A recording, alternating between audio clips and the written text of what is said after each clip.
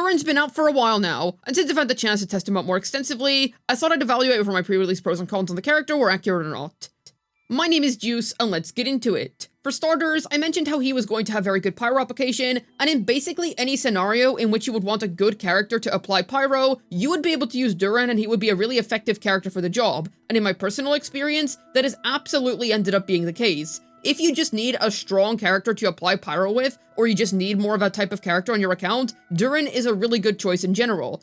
And I mentioned how he was basically going to be a good all-rounder for basically any account in general because of this. The class of a Pyro Sub DPS is simply so strong that being that class of character automatically provides you with quite a lot of account-wide value, and yes, that is true in Durin's case. I even tried him in a Kenichi team instead of using Mavuika, and it honestly ended up going pretty well. Basically, anywhere where you'd want Pyro Application, yes, you're going to be able to use Durin. Literally anywhere. So not only does that just automatically mean he has a ton of teams where he's effective, but he's even able to be a pretty good alternative to Mavuika in most situations. Now, obviously in Kenichi's case, you would still rather use Mavuika. However, the point still stands that if you don't have her, or if you simply just prefer Durin, you're able to use him and it's going to perform well. Not just okay-ishly, it's going to be good. And as you would expect, in any Hex and Circle related teams, you would rather be using Durin anyway.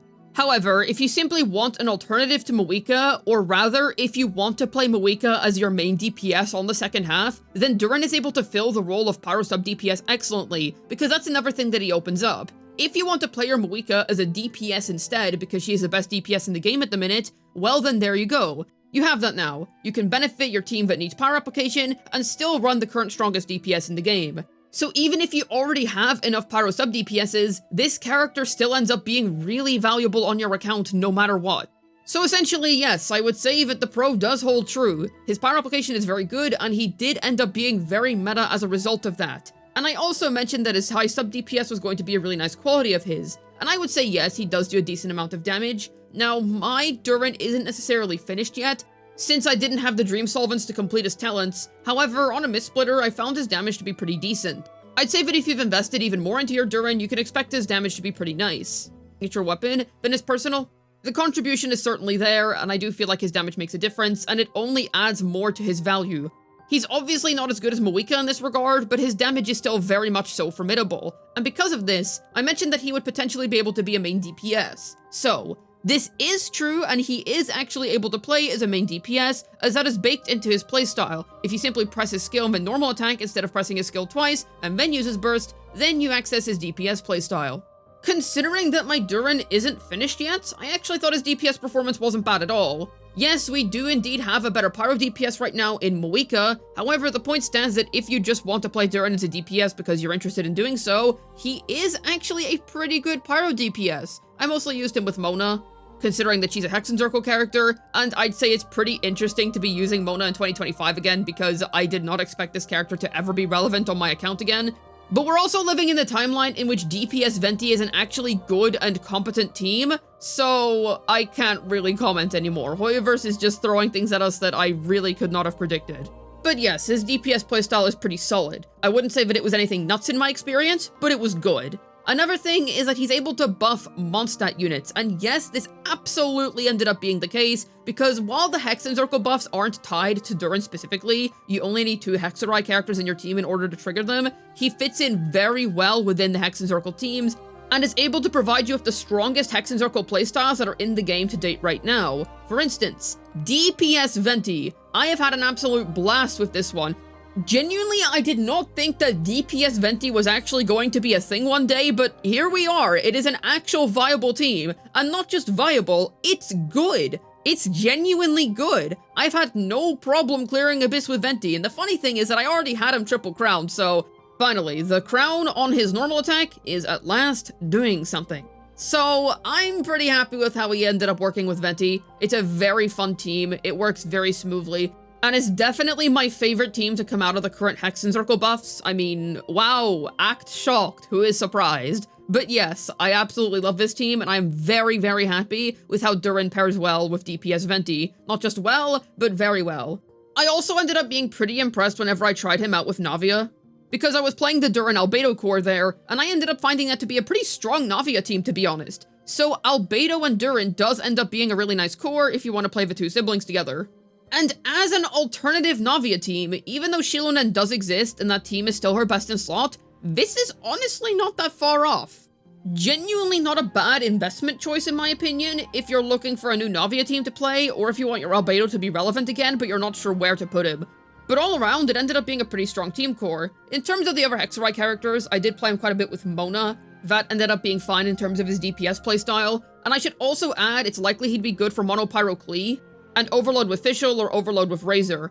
We're just in a world where the Mondstadt characters of old are actually relevant again, and yes, Durin does in fact provide the majority of them with their new best in slot team.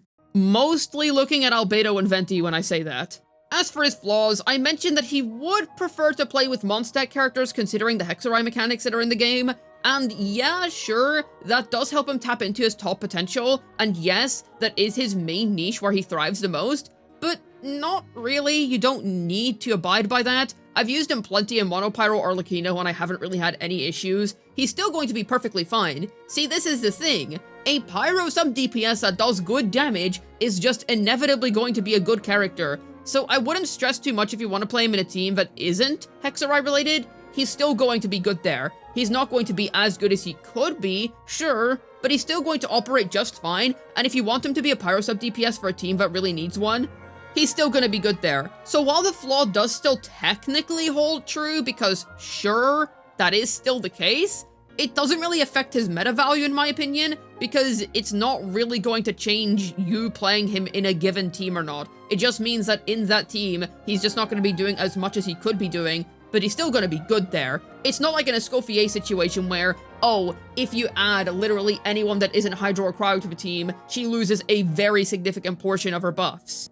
In Durin's case, sure, he does want to ideally play with another Mondstadt character, but it's not going to completely make or break the unit. Another thing that I mentioned is that he's not going to be as strong as Mavuika. Well, yeah, he's not as strong as Mavuika, and that is true. You would still rather play Mavuika as a main DPS, and you would generally still rather use her as a sub DPS, but that doesn't really negate his pull value, because something that I found is that he still honestly has a lot of pull value for accounts that have Mavuika, because like I said earlier, you can just play Mavuika as a main DPS now if that was something you previously couldn't do because you prefer to use her as a Pyro Sub DPS for a team that really needed the Pyro Application. So with that in mind, he's still going to be really good for people that just want to play Mavuika as a DPS that already have her.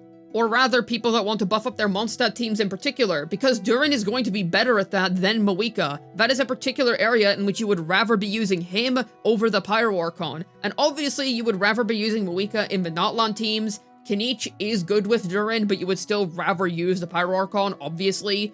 But I don't really think him not being as strong as Mavuika is really a big deal, because he has his own dedicated niche that he really helps out in terms of the whole Hexarai thing, to the point where I think he's able to separate himself enough from Mavuika while still retaining a lot of value in general.